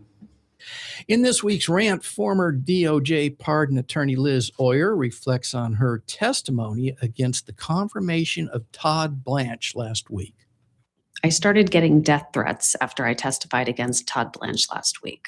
Why? Because two Republican senators with a political agenda rage baited their followers into believing nasty and dangerous lies. At the hearing, Senators Josh Hawley and Eric Schmidt attacked me over President Biden's decision to commute most federal death sentences at the end of his presidency. Biden commuted the sentences of 37 out of the 40 federal death row prisoners to life imprisonment without the possibility of parole. Hawley and Schmidt made it sound like these people were pardoned, which they were not. They made it sound like they were allowed to walk free from prison, which they were not. They are not going to be released from prison ever. Perhaps the most shocking part was that Hawley tried to suggest that I sympathize with the three murderers whose sentences were not commuted, including Dylan Roof, who committed one of the most heinous crimes in our history. That is dangerous misinformation, and Josh Hawley knows it. Here's the truth. Opposition to the death penalty has been building for decades. 27 states have suspended or abolished it. Biden campaigned on a promise to end the federal death penalty. We should be able to have a genuine debate in this country about the death penalty. We are one of the only advanced nations that still has it. That is something we should be talking about in civilized, honest conversations. But what Hawley and Schmidt did made it dangerous to have that kind of conversation. After the hearing, my son said to me, "They made it sound like you killed those people." That's exactly what they did, and it wasn't an accident. They intentionally picked a topic that's divisive and emotional, and they exploited it for political gain. They deliberately created a false and dangerous narrative aimed at attacking me for the sole purpose of distracting from the topic at hand, which was Todd Blanche's failed leadership of the Justice Department. Now, if Blanche gets confirmed, he will be indebted to these two senators who came to his rescue, and they will be able to call in a big favor when they need it. That's how this works. Josh Hawley is a smart man. He knows exactly what he's doing. And that's what makes it so despicable. Josh Hawley is despicable, by the way. He's the one who maybe raised his fist to the January 6th rioters, supporting him. Yeah. And then they showed him running for his life afterwards. So, yeah. But this reference back to, Biden pardon, I want to emphasize and educate our listeners and viewers that the main concept is clemency. And there's two aspects to it quickly. There's pardons and there's commutations. What the and this is one of the points that Hoyer was making, the vast difference, two things. One is that Biden was commuting, which was not taking away the conviction. It also was not costing the public billions of dollars in restitution that then went away. Secondarily, what no other president has done, but what Trump has done, and we have emphasized that in Gary, is it's a pay per play with him. You get pardons if you donate $1 million. He again has used this in a corrupt way, talking about that this is an absolute power he has, but it's not absolute power that can be done in a very corrupt way, which is what has happened. And they've picked at Oyer because she was the pardon attorney, and there used to be, when there was other presidents, including Republicans, it should be a partisan issue. There are reasons to use this clemency again, which is the main concept, which is rarely used. We talked about the pardons, but he is completely he being Trump abused this pardon power in a corrupt manner. That's not debatable, Gary. And as lawyers, we understand that. And kudos to Liz Oyer. I know we have a weekly rant but she really doesn't rant. She speaks the truth, and it was a personal attack on her, and everything she just said was perfectly valid. She was a nonpartisan, civil service employee of the Justice Department for years. A mother of two. And now her family is being threatened. She's being threatened with death threats. And why? Because people are ginning stuff up on social media and provoking people to want to kill her for telling the truth on what happened inside the Justice Department. We should be, applauding people like that, not threatening to kill them. The Supreme Court had to go hat in hand begging for more money. They ran out of money for security because there have been threats made against various federal judges around the country, not just at the Supreme Court level, but they had to go hat in hand begging this past week to Congress for more money. You talk about the death penalty. We live in a state where this governor decides he's going to rock and roll, and he's made clear Texas is no longer the shining star. If you want to kill people, it's Florida.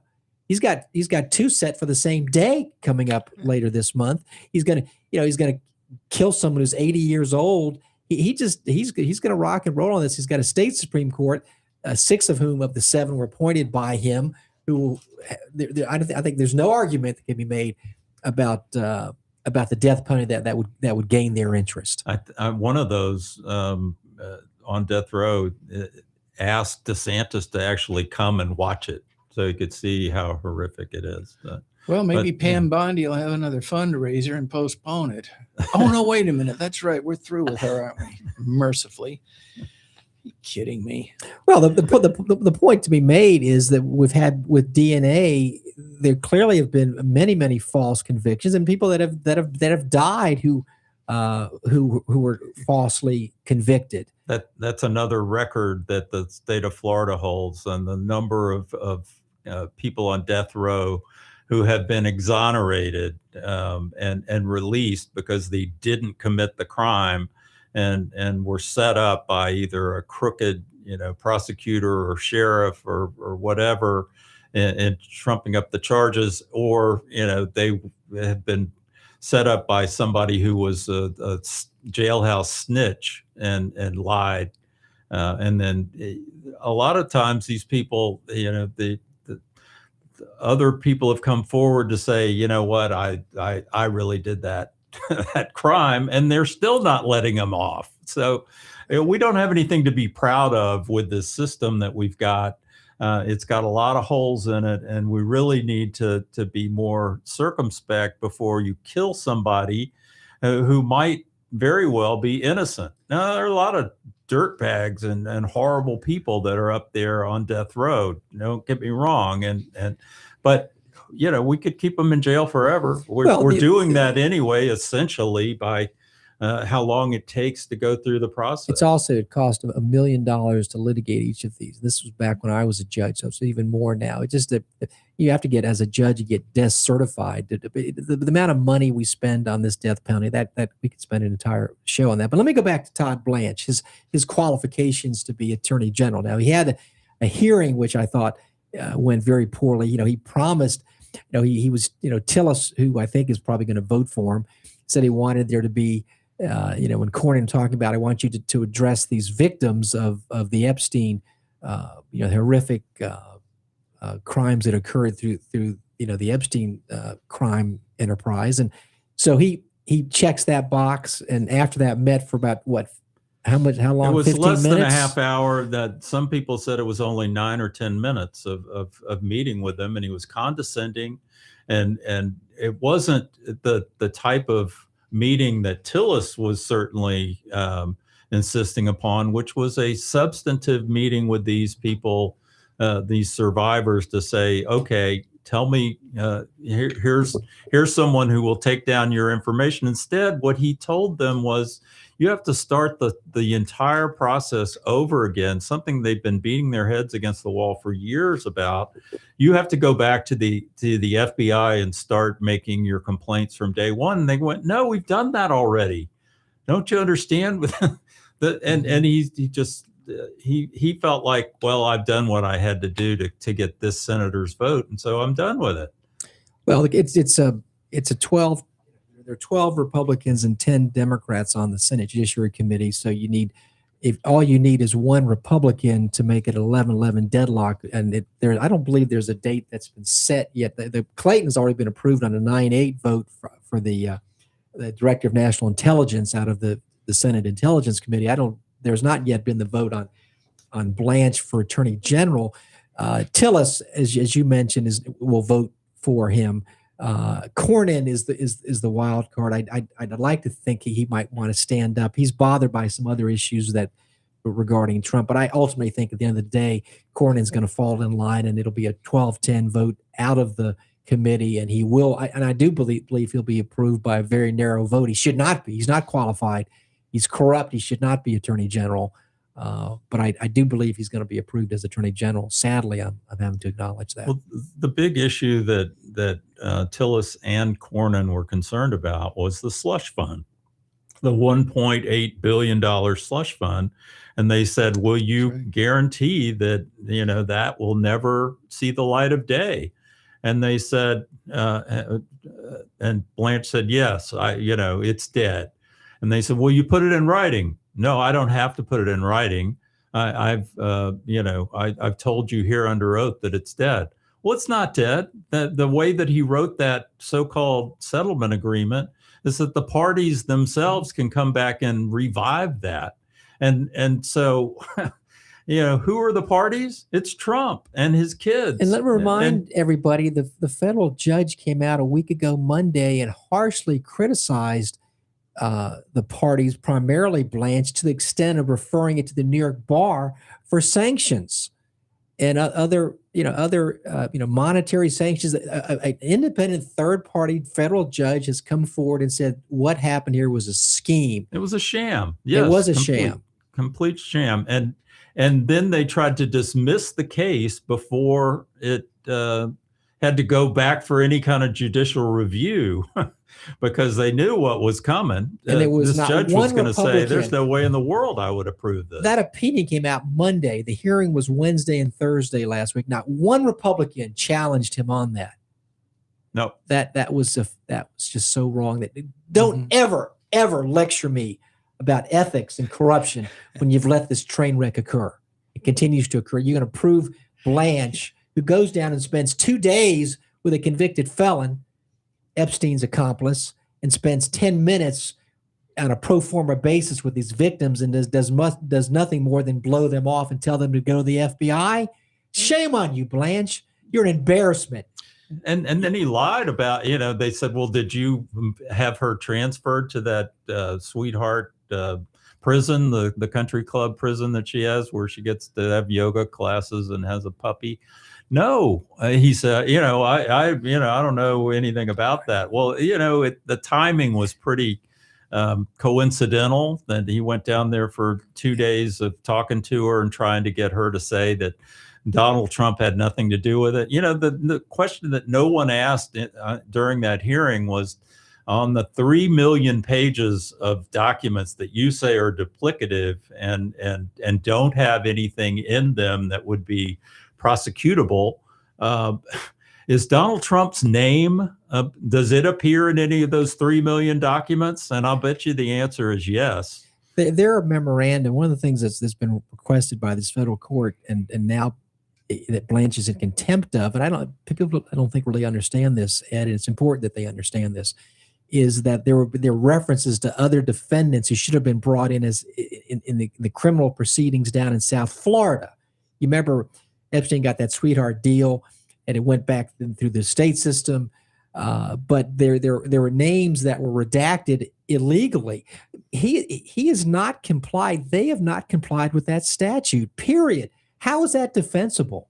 No, it can't be defensible. And a federal judge issued what's called an order to show cause. This is if you get one of these as a lawyer, you know you are in hot water, okay? Because there's something that you haven't done that you were supposed to do.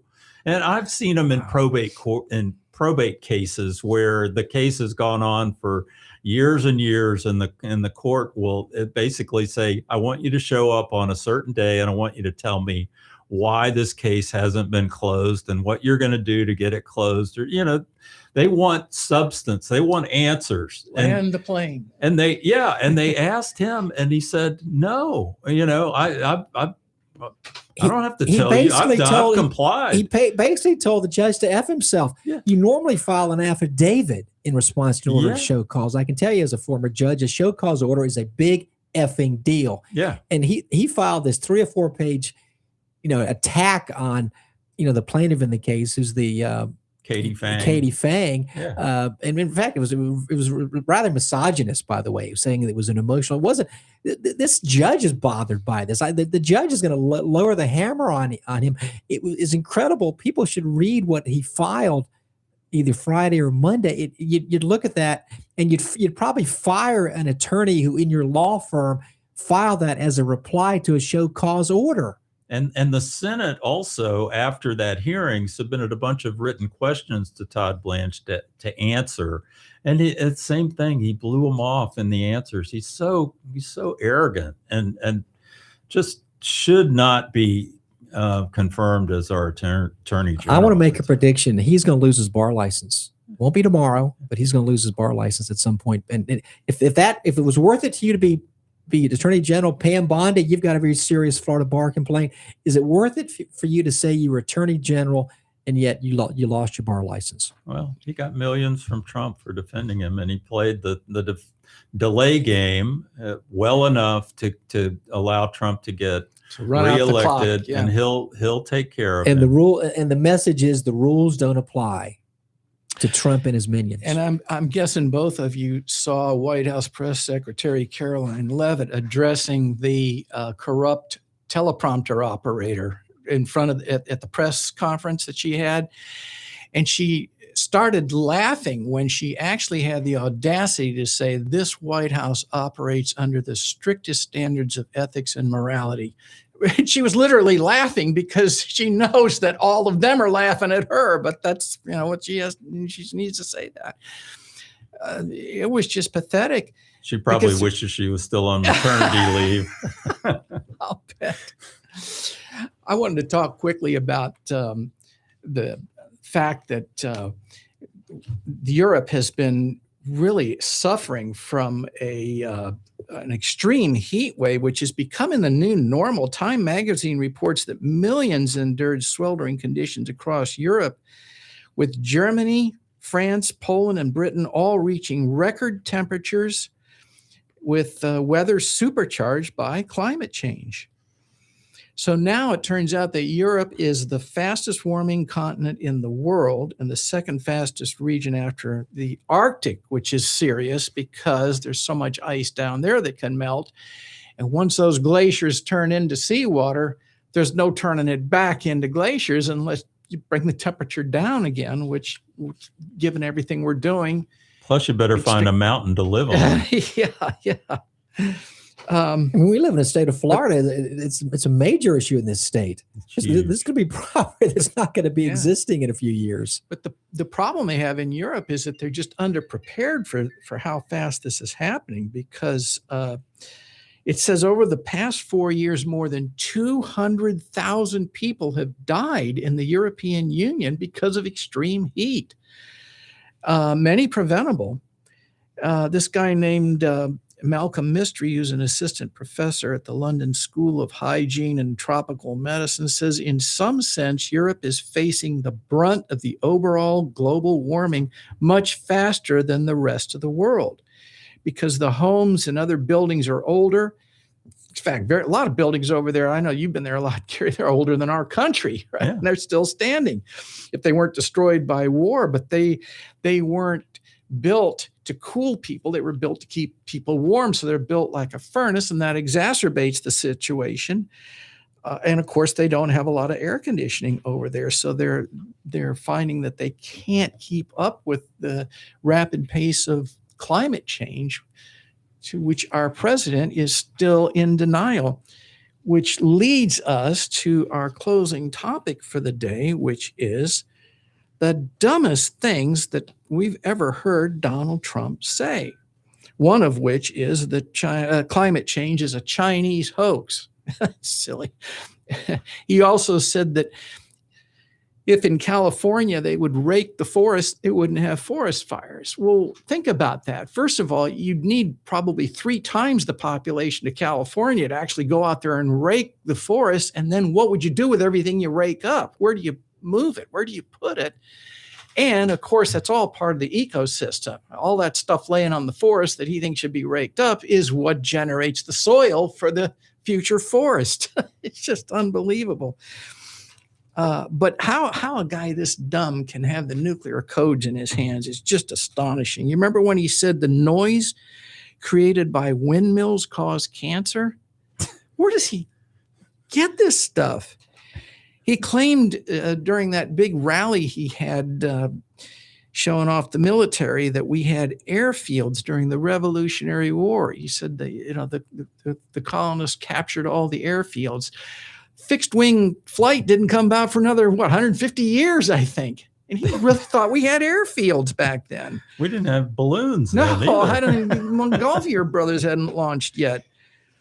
And of course, he said injecting bleach into our lungs might cure COVID. He speculated about that. That poor doctor, I don't remember her name, the one that always wore the scar, sitting there just praying he wouldn't turn to her and say, that would work, wouldn't it? Because, she's got to endorse what the commander-in-chief says as her boss. And mercifully, for her sake, he didn't ask her. Time has gone up by, but the millions of people that died unnecessarily because of the lack of any type of and rational promoting response to that. ivermectin, a horse warming medication that's going to cure COVID, and there's still people that believe that. It's sad. He once said rising sea level causes more oceanfront property. Now, I'm not sure exactly how he worked that out, but logic didn't mandates explain that very well. It can do different, waterfront property. If you live in Polk County, you could have waterfront property now. Yeah, it'll be different. But there's not going to be more of it. Addressing the issue at Gettysburg, he recounted a bizarrely paraphrased military lesson from Confederate General Lee, quoting him as saying, quote, never fight uphill, me boys, never fight uphill, unquote. That's not a military standard. Apparently he never heard of Normandy. Those guys went straight up a cliff. Remember? Some of those. Yeah. And that was uphill. I was straight uphill. And they succeeded remarkably, but as if he knows anything about the only thing that Trump knows about the military is how to avoid military service. Which is what he did. I wasn't going to say it, but he once said the kidney has a very special place in the heart. I never will know. I'm not even going to try that one. And of course, you remember when Rob Reiner and his wife were tragically murdered by their son. He alleged that the cause of their murder was the fact that they suffered from Trump derangement syndrome. I don't know. Well, that is such symptomatic of a complete narcissist who anything is somehow tied to him. And the fact that they were tragically murdered by addicted by his son. The conversational crutch that all of his supporters use now. Whenever you say something to them that they can't refute factually, they say, "Oh, well, you just have Trump derangement syndrome." Mm-hmm. Well, we're going to continue to. I'm happy to have anyone question any of the facts we convey. We convey a lot of facts in these 2 hours, and I'm happy to have someone challenge any of the facts that we convey. Yeah. He claimed at the beginning of his administration that inflation was the highest in history when he took office in January 2025. It was 3%. It's now 4.2%, and the highest was right when the nation started, and then about 100 years ago after the First World War, it got up to about, I believe, 24%. That's pretty alarming. But of course, he wouldn't know that. Here's a quote that he said once. Quote, "Did you know if somebody sets a foot, just a foot, 1 foot, you don't need 2, on our land, congratulations, you are now a citizen of the United States of America," unquote. Apparently, Wharton doesn't teach much about the issues of citizenship. I don't know where. Now, he probably was thinking of the Cubans that come up, because that is the dry land policy. But it only applies. Wet foot, dry foot policy. Yeah. That once the Cuban refugees got to Florida, they were allowed to stay here. But that doesn't make them citizens immediately. It only allows them to come in. Have what used to be called temporary protected status, but we don't have that anymore thanks to the Supreme Court. So, and I'm sure we all remember when he was lamenting about the size of Arnold Palmer's penis that there was observed in the gang showers, which golfers don't take gang showers, so I'm not sure how that came about. And finally, he said, we've cut drug prices by 1,200, 1,300, 1,400, 1,500%. Obviously a mathematical impossibility. You haven't gotten your prescription drug rebate check yet? That's what that would entail. We'd all get money back. Well, I haven't checked my mailbox today. It's time for our quote of the day. It came from Albert Einstein, who must have been a little bit psychic when he said this, quote, "Two things are infinite, the universe and human stupidity. And I'm not sure about the universe," unquote. Well, that's it for today. Join us again next Thursday morning at 9 o'clock for another edition of The Voice of Reason. Ed Golly reminding you, if the statement seems a little too implausible to be true, don't you believe it just because a conservative said it. Make them prove it. 106.1. WDCF, Dade City, WTAN, Clearwater. Listen. FM 102.3. Listen. I'm Dave Anthony. Fox News has what President Trump warns is coming for Iran in a Truth Social post, writing if the Houthi rebels Iran supports attack another Saudi Arabian oil tanker in the Red Sea after 2 tankers were hit, then he'll go after them, threatening shipping in another waterway beyond the Strait of Hormuz after talks broke down and a ceasefire fell apart. It looks like they're not ready to make a deal, so they're going to continue to pay a price. And every night the price gets higher and higher and higher. Secretary of State Marco Rubio at a regional summit in the Philippines after a 12th straight night of American bombing in Iran. But the House just approved another war powers resolution trying to limit the president's actions in Iran. The Senate will soon vote next on it. Democratic leader Chuck Schumer says, "You cannot claim to support the troops while leaving them trapped in a war with no mission and no end." 4 House Republicans joined Democrats voting for the resolution today, but GOP Senator Rick Scott tells Fox it's a waste of time. He supports the president attacking Iran. Enough's enough. We put up with 47 years of appeasement where they've been killing Americans and killing our allies and disabling the area, and that's going to stop. And the only way it stops is through U.S. military force. This conflict is to stop Iran from having a nuclear weapon, but the U.S. is helping another country have nuclear power, working out an agreement with Saudi Arabia that Congress would have to approve. The president posted on Truth Social, it's only if the Saudis join the Abraham Accords. They are a series of agreements which have expanded the number of Arab states with diplomatic ties to Israel. Critics, including some in Israel, have voiced concerns the US-Saudi proposal could lead to the Gulf Kingdom developing a nuclear weapon. But President Trump writes the deal doesn't allow for the enrichment of uranium. That's Fox's Jonathan Savage. Concerned about Iran and the Houthis and shipping have oil prices surging again, up more than 6%. WTI at $92 a barrel. Brent crude is over 100, up 7%. And on Wall Street, a stock market sell-off. The Dow's down almost 500. America's listening to Fox News. Hello, everyone. This is Ainsley Earhart. Thank you for joining me for the 52-episode podcast series, The Life of Jesus. Neil McDonough portrays Jesus. Stacey Keach, Sean Astin, Michael York, and Kristen Bell provide the voices for some of Jesus's notable followers. A listening experience that will provide hope, comfort, and understanding of the greatest story ever told, The Life of Jesus. Make sure to spread the word. Listen and follow now at foxnewspodcasts.com or wherever you listen to podcasts. From the Fox News Podcasts Network. This is Jason Chaffetz from the Jason in the House podcast. Join me every Monday to dive deeper into the latest political headlines and chat with remarkable guests to hear their take on American life, politics, and entertainment. And don't forget, there's always somebody doing something stupid somewhere. Listen and follow now at foxnewspodcast.com or wherever you download podcasts. Must listen to podcasts from Fox News Audio. Former special counsel